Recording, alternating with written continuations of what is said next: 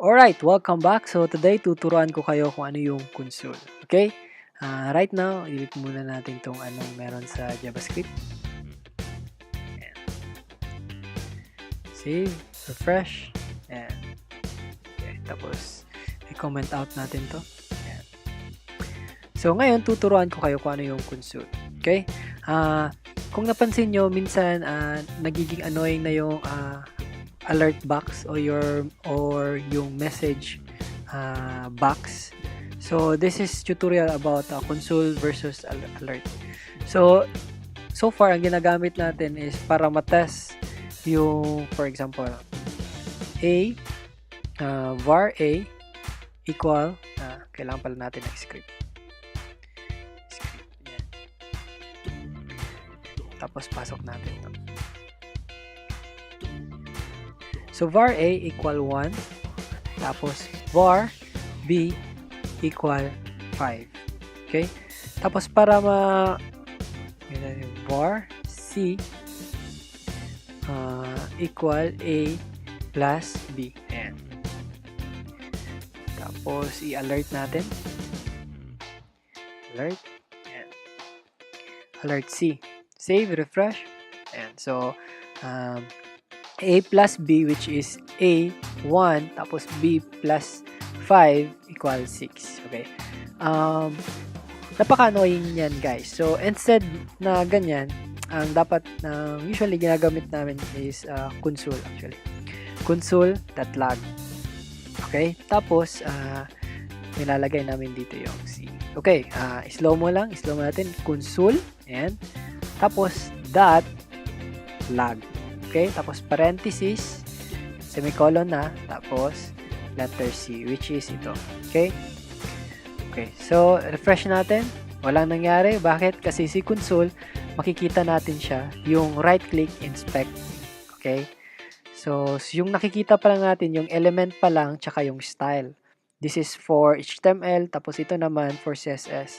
Yung JavaScript, guys, itong console. Okay?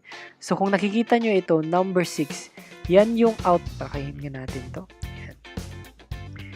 Ayan. Tapos, ayan. Taasin natin to. So, ito yung number 6 plus. So, itayin natin. Kunwari, 5. Yung A. Refresh. Ayan. So, for example, tanggalin natin tong equal. Ang nangyayari kasi, guys, pag sa alert, wala tayong error message. Ano yung error message? Yun yung lalabas na error para sasabihin sa'yo ng program na may mali kang ginawa. So, instead na hindi mag-run yung code mo, ang ginagawa niya, sinesend niya yung error sa'yo. At the same time, kaya mo siyang i-fix. So, ano yung ibig sabihin ko? For example, tanggalin natin, lagyan natin ng error. Ayan, refresh. Ayan, so, uncaught syntax error. So, kung makikita nyo, index.html tapos 12. So, ito yung index.html tapos 12 line. Ayan. So, 1, 2, 3 hanggang sa 12. So, ito yung error. So, makikita mo kagad, ay, may syntax error pala. So, pwede natin balik, equal, save, refresh. Ayan. Okay, guys. Dito naman sa console, pwede natin mag-add direkta. So, for example, 1 plus 5, ayan, so equal 6. So, pwede na. O pwede na naman A plus B equals 10. Ayan. So, pwede naman. Tapos, pwede din natin kunin yung variable ng letter A, kung ano yung value. Letter A, ayan. So, 5. Ayan. 5. Oops, 5. Ayan. Tapos, variable ni number B. Kung napapansin nyo, may ano na siya dito, parang auto na siya. So, parang binibigyan ka na niya ng answer. So, pwede din naman